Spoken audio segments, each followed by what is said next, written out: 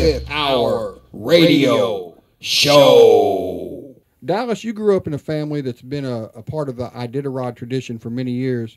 At what point in your life did you know that you were going to carry on that tradition? Oh, that's a great question. You know, I grew up mushing sled dogs. I mean, my earliest memories are me and a dog cruising down snow-covered trails in Alaska. That's just what I've done. For many years, I got into wrestling, and that was my real passion until I was about 20 years old. And I was the first Alaskan national champion in Olympic-style wrestling, and was on the junior world team, and I loved that. I guess at that point, my plan was to wrestle until my body couldn't really hold up to it anymore, and then return to mushing. About the time I was 19, I finally did break down. A few too many concussions to continue, and I think that's when I decided that now is the time to get into mushing. And I've never looked back. I think that's when I really, really, really knew I was going to make a life out of it. Yeah. When did you enter your first sled dog race, and how did you do? I ran my first dog sled race when I was 5 years old. Now, how did I do? That's a great question. At that age, I don't even know if I was competing against anybody, you know. Yeah. One parent stands you up on the dog sled at one end, and you have one dog, and they let go of you, and that dog runs like a bullet to the other end of the track, and the other parent catches you over there. And, you know, it's a fun thing, but it really is, you know, the whole sport's about the enjoyment of mushing and going out there and doing it. And I really do think that it kind of, I don't know, there's something beyond the competition level that's the appeal to this sport, and that gets kind of ingrained into you even at a very young age as you start racing and doing those events. It's getting together with like-minded people that enjoy being in the wilderness with their dogs, and it grows on you. And then eventually when you start racing the Iditarod, sure, it's a serious competition. And we work long and hard to be able to compete, and if you want to try to win it, you've got to make a life out of it. But the essence of the sport is still being out there with your dog. Yeah. You know, when I think about the Iditarod, I think of how much preparation must go into something like that. What do you do to prepare for such a grueling 8 to 9 days? It is literally a lifetime of preparation. In a given season, we're going to do thousands of miles of training on each of the dogs that may be on the team. And we train more than what we actually take. We have alternates, and part of that is that, you know, those are young dogs that they may not race with me this year, but this is valuable training that's going to help them in future years when they are on my team. But I spend pretty much from September 1st through the end of March on a dog sled. I am always on the trail, day in, day out. Most of my training runs are several days long. It's not just going out for the daytime and coming back at night for dinner. They're several-day trips. And then generally I'm working with more dogs than what I can run at one time. So what that means is I take off with one group of dogs and do a 3-day trip, and I come home, and then I take out the other group of dogs and let Group A rest while Group B is running, and I'm constantly on the trail. And then it takes the support team, my wife, and you know, a lot of other supporters. And last winter we had 9 full-time employees helping us in everything from preparing the food drops to go out on the race, to training, you know, the other dogs that may be on the team, to working with puppies they're just getting to go out for free runs and running loose and having fun. That's all important development for these dogs to eventually become top athletes. Now, I've seen a YouTube video of you winning this year, and you won this year in record time, right? I did. We broke the record by more than 5 hours. You know, the video made it seem like you hadn't even realized you had won until I think a reporter had told you. Is that true, or were you that physically and mentally drained? That's pretty much the nuts and bolts of it. This was a very abnormal finish. When I left the last checkpoint that I was aware of going through, when I left there, I was in third place. And when I reached Nome, I had not seen anybody else. You know, I hadn't caught anybody. I hadn't passed anybody. So I assumed that I was still in third place. And there was a team right behind me, which I assumed was the team that was behind me leaving the previous checkpoint. But we also just ran through one of the worst storms I have ever seen, with more than 60-mile-an-hour winds at times and glare ice along the Bering Sea. This is a pretty brutal stretch of Alaska. And, you know, it turns out that the teams ahead of me weren't able to make it through the storm in one shot. So what we were kind of just out there doing our thing, mushing dogs, you know, just kind of toughing it out and racing for the sake of getting to the finish line. Turns out that we made it to the finish line in first, and that's actually when I found out I had won the race. It was about a minute, 2 minutes after I had finished. And, you know, had I been fully conscious like I am right now, I probably would have put the pieces together a little bit quicker. But after 8.5 days of not sleeping, yeah, it came a little slow.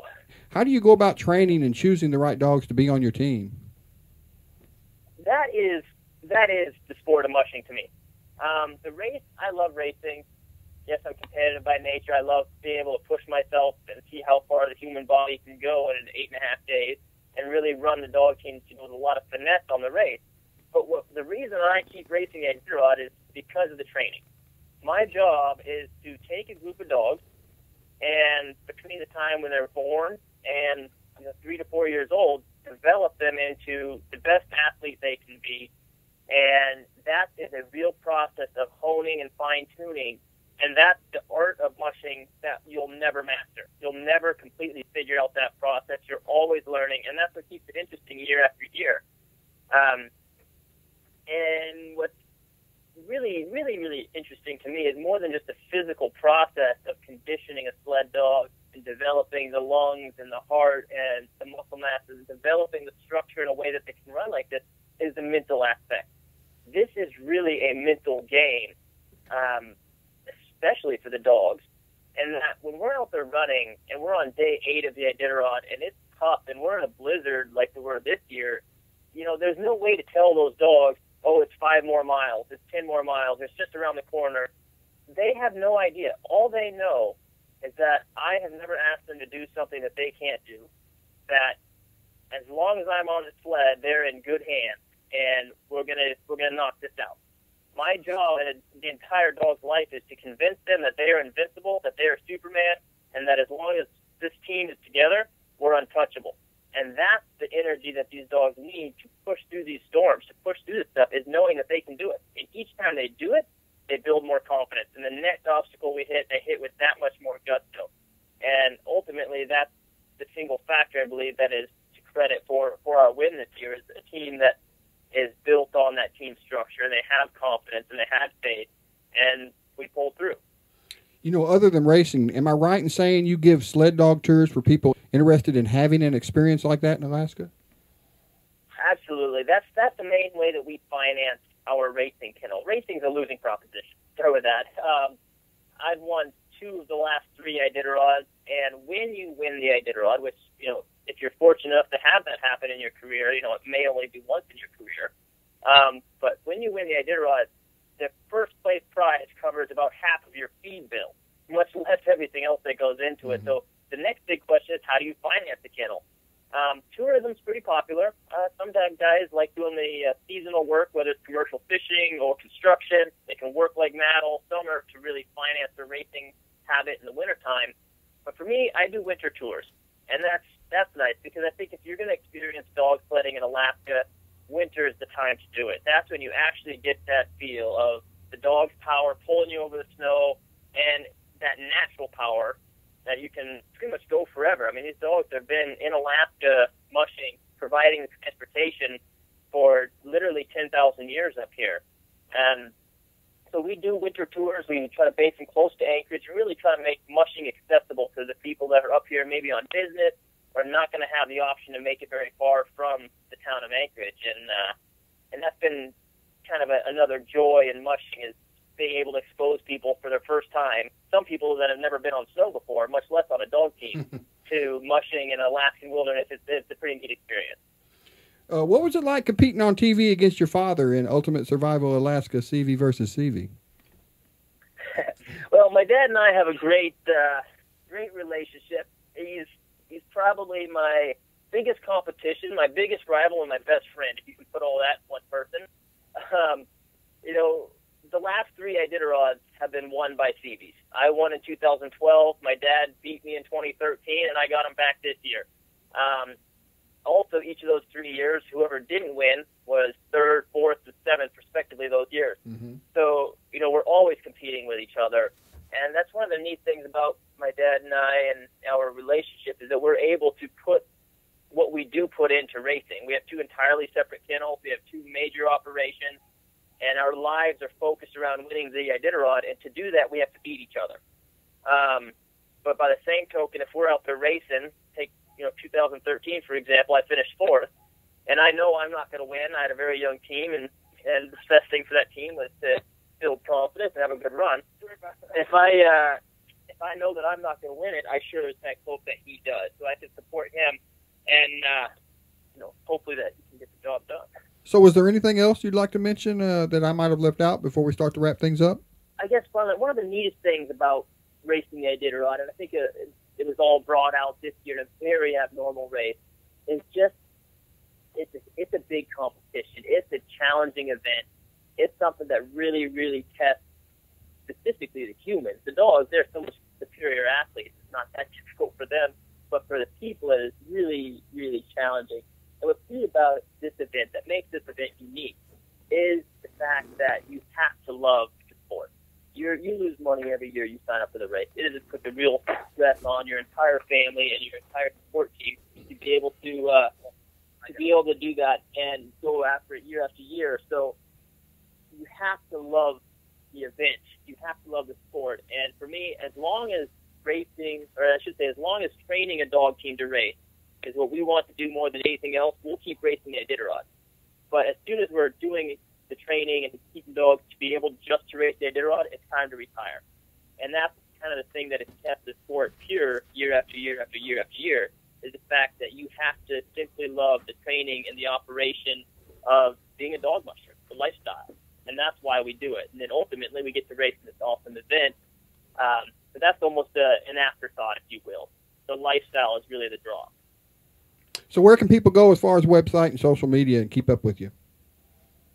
DallasTV.com is the official website. That's where we base everything out of, everything from racing updates and whatnot to exclusive tours that we do. And more regular updates are on our Facebook page, just Dallas Seavey there again. And that's the place that we're posting all the videos, everything from when puppies get to go out for their first mush. It's pretty exciting. They're genetically bred to run and pull a sled. They love to do it, but they have no idea how to, and it's pretty entertaining. All the way to our big events that we're leading up to. So check us out on Facebook, Dallas Seavey, DallasSeavey.com, and those are the places that you can kind of get in touch with us and kind of, maybe in a small way, get to see what mushing in Alaska is like. We try to put up a lot of short videos, kind of 101 level mushing videos, and help make that connection. The Iditarod was started with the intent of keeping sled dogs alive in Alaska as they were disappearing, being replaced by a more mechanized mode of transportation.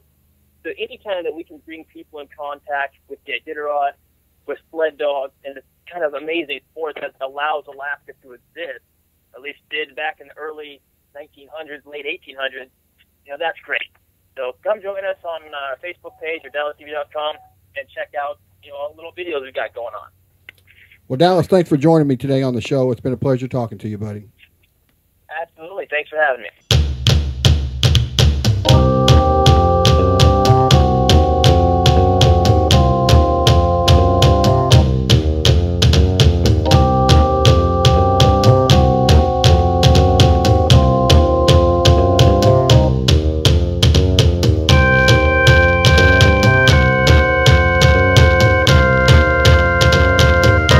The 25th Hour Radio Show.